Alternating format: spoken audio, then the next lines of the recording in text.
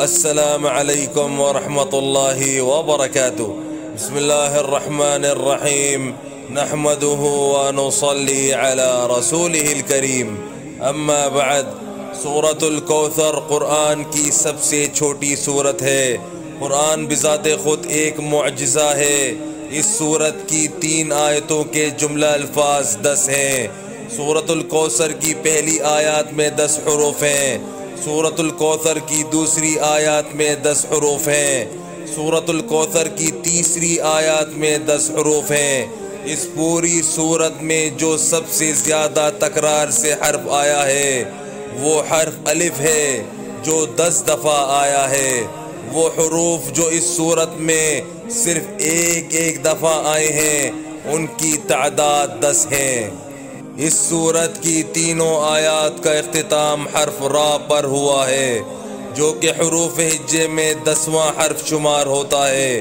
قرآن مجید کی وہ صورتیں جو حرف را پر اختتام پذیر ہو رہی ہیں ان کی تعداد 10 ہے، جن میں سورۃ الکوثر سب سے آخری سورت ہے۔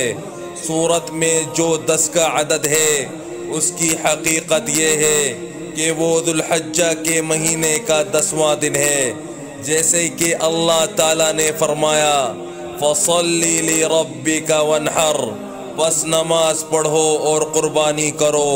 وہ دراصل قربانی کا دن ہے۔ اللہ کی شان کہ یہ سب کچھ قرآن کریم کی سب سے چھوٹی سورت جو 1 سطر پر مشتمل ہے میں آ گیا۔ آپ کا کیا خیال ہے بڑی صورتوں کے متعلق؟ اللہ تعالیٰ نے اسی لیے فرمایا ہم نے اپنے بندے پر جو کچھ نازل کیا ہے اگر تمہیں اس میں شک ہو تو اس جیسی ایک صورت ہی لے آؤ۔ اللہ تعالیٰ مجھے اور آپ کو حوض کوثر سے ایسا مبارک پانی پلائے جس کے بعد ہمیں کبھی پیاس نہ لگے، آمین۔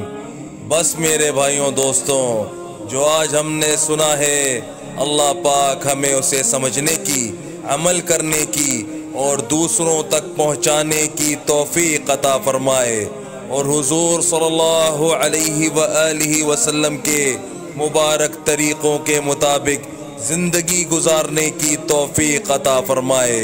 السلام علیکم ورحمۃ اللہ وبرکاتہ۔